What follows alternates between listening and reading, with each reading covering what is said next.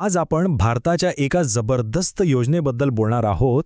एक अशी योजना जी देशाच्या कानाकोपऱ्यातला हवाई प्रवास पूर्णपणे बदलून टाकू शकते. जरा विचार करा, स्वतःच्या शहरात विमानतळ असतं तर, आणि तिथून थेट विमानसेवा सुरू झाली तर किती सोपं होईल नाही का? तर ही आता फक्त कल्पना राहिलेली नाही. हे स्वप्न आता खरं होणार आहे, कारण सरकार देशभरात तब्बल 100 नवीन विमानतळे बांधायला निघालीये. तर हा आहे तो नवीन उड्डाण प्लॅन.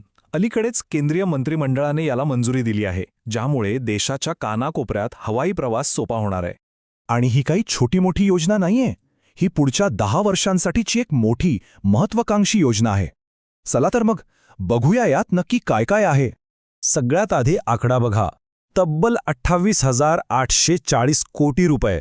हो, एवढा मोठा खर्च या योजनेसाठी पुढच्या 10 वर्षात, म्हणजे आर्थिक वर्ष 2026-27 पासून ते 2035-36 पर्यंत केला जाणार आहे. तर ही सुधारित उडान योजना 2026 नक्की आहे तरी काय? सोप्या भाषेत सांगायचं तर ही एक 10 वर्षांची सरकारी मोहीम आहे.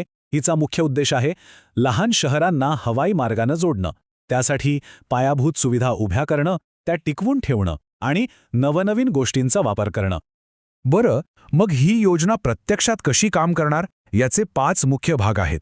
एक म्हणजे नवीन विमानतळं बांधायची, दुसरं जुन्या विमानतळांच्या कामकाजाला मदत करायची, तिसरं पोहोच सुधारण्यासाठी हेलिपॅड्स बनवायचे, चौथं विमान कंपन्यांना आर्थिक मदत द्यायची, आणि पाचवं म्हणजे आपल्याच देशात बनवलेल्या विमानांची खरेदी करायची. आता याच गोष्टी जरा सविस्तर पाहूया. तर ज्या ठिकाणी अजून विमानसेवा नाही अशा 100 हवाई पट्ट्यांवरून नवीन विमानतळं विकसित केली जातील.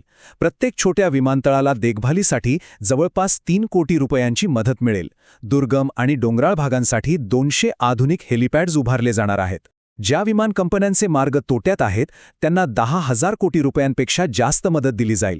आणि हो, आत्मनिर्भर भारत मोहिमेअंतर्गत आपल्याच देशात बनवलेली HAL ध्रुव आणि डॉर्नियर विमानं विकत घेतली जातील.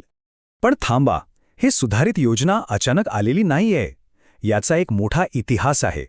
हे सगळं नीट समजून घेण्यासाठी आपल्याला थोडं मागे जावं लागेल, थेट 2016 मध्ये सुरू झालेल्या मूळ उडान योजनेकडे.